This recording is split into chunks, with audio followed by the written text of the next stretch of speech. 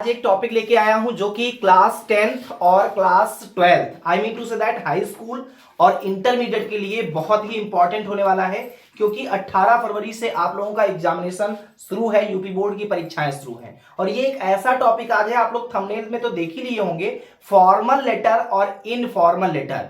बहुत लोगों के मन में ये डाउट होता है कि आखिर फॉर्मल लेटर क्या होता है और इनफॉर्मल लेटर क्या होता है। तो आज इसी वीडियो में आपको बताने वाला हूं, चुटकियों में आज से आप पहचान पाएंगे कि ये फॉर्मल लेटर है या इनफॉर्मल लेटर है। तो ट्रिक के माध्यम से भी आप लोगों को बताऊंगा, और कब फॉर्मल लेटर लिखते हैं, इसकी भाषा कैसी होती है, इनफॉर्मल लेटर कैसे लिखते हैं, इसकी भाषा क्या होती है। अगर आप जानते हैं तो कमेंट बॉक्स में जरूर बताएं, ठीक है।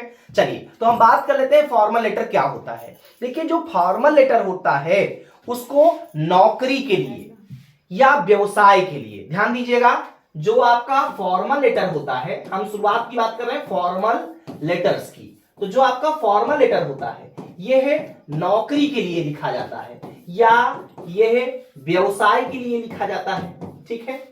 नौकरी के लिए या व्यवसाय के लिए, हो सकता है आप किसी की शिकायत कर रहे हो तो इसको हम शिकायत के लिए भी लिखते हैं। किसके लिए? किसी की शिकायत करना है, डीएम साहब से करना है, एसडीएम साहब से करना है, ठीक है, जूनियर अभियंता से करना है, किसी से भी, इंजीनियर से करना है, तो इस टाइप के जो लेटर्स होंगे वो फॉर्मल लेटर के अंतर्गत आते हैं। इसके साथ साथ सरकारी कार्यों हेतु भी हम किसका प्रयोग करते हैं? हम फॉर्मल लेटर ही लिखते हैं। तो सरकारी कार्यों है, इसके साथ साथ किसी अधिकारी को अगर लिख रहे हैं, किसी संस्था को लिख रहे हैं, इस कंडीशन पर भी आप क्या करते हैं? फॉर्मल लेटर का प्रयोग करेंगे। अधिकारी को लिख रहे हैं या किसी इंस्टीट्यूशन को, मींस किसी संस्था को अगर लिख रहे हैं तो भी आप फॉर्मल लेटर ही लिखते हैं। अब जो फॉर्मल लेटर होता है इसका जो फॉर्मेट होता है वो बड़ा हार्ड होता है, बड़ा कठोर फॉर्मेट होता है। साथ साथ जो विषय होता है, इसमें विषय मींस सब्जेक्ट डालना अति अनिवार्य होता है, ठीक है। जब भी आप फॉर्मल लेटर लिखेंगे तो जो सब्जेक्ट वाला पोर्शन होता है वो जरूर लिखा जाता है, क्योंकि अगर किसी अधिकारी को, किसी संस्था को, किसी इंस्टीट्यूशन को, किसी व्यवसाय में अगर आप नौकरी पाना चाहते हैं तो आपको फॉर्मल लेटर लिखना होता है, उसमें सब्जेक्ट डालना अति अनिवार्य होता है। तो बात समझ में आ गई।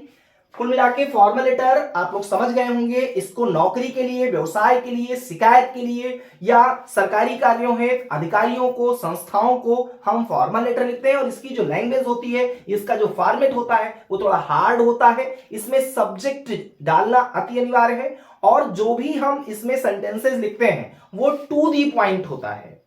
इतनी बात समझ आ रही है? To the point. To the point का मतलब है आप इधर उधर की बातों को इस फॉर्मेट में, फॉर्मल लेटर में आप नहीं लिखते हैं। फॉर्मल लेटर में अगर आप टू दी पॉइंट से इधर उधर उठ करके आप अपनी भावनाओं को नहीं लिख सकते, फीलिंग्स को नहीं लिखेंगे। अब इसके आगे मैं बात करने वाला हूं इनफॉर्मल लेटर क्या होता है। तो भैया इनफॉर्मल लेटर भी हम बता देते हैं कि इनफॉर्मल लेटर का प्रयोग अब आप कब कर सकते हैं। तो इनफॉर्मल लेटर का प्रयोग जो है आप परिवार के लिए करेंगे। किसके लिए करेंगे?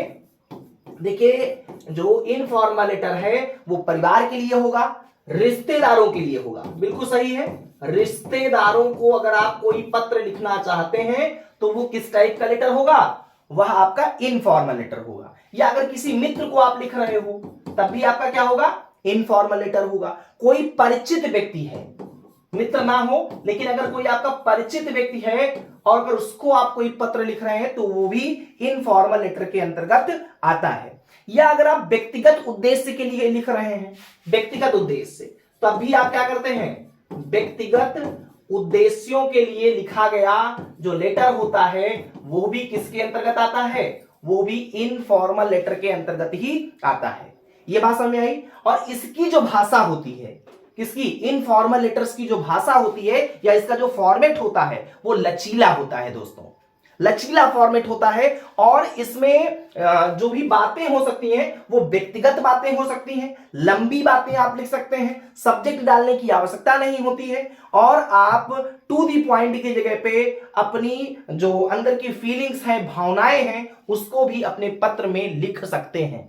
तो ये था आज का वीडियो, जो कि फॉर्मल और इनफॉर्मल लेटर्स के बीच में क्या डिफरेंशिएट होता है वो बहुत ही कम समय में हमने आपको बताया है। फिर से एक बार बहुत ही अल्प समय में बताना चाहूंगा।